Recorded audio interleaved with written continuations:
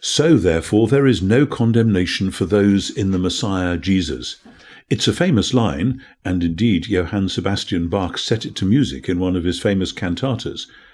But it's a bit of a puzzle.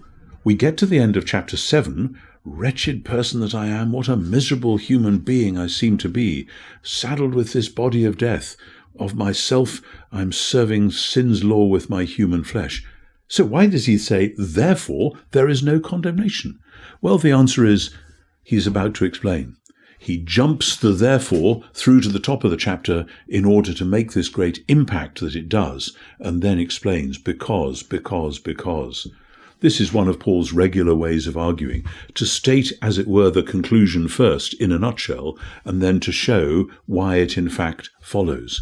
And the answer is, there is therefore now no condemnation, because the plight which has been described in chapter 7 has received an exact answer in the death and resurrection of the Messiah and in the gift of the Spirit. So how does this work out? This is new covenant language. No condemnation because God has done what he always planned to do.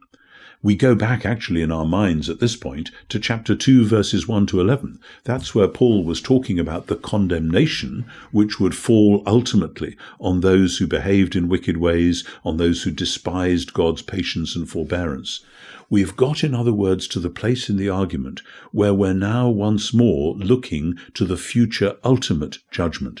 We saw that future judgment sketched in chapter 2. We then saw that in chapter 3, in Justification, it is anticipated in the present time.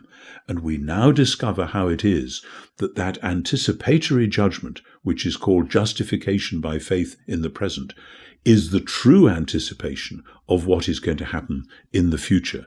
This is where we understand the meaning of justification as a whole, not just in the present, but present and future together. And that goes on all the way to the end of chapter 8.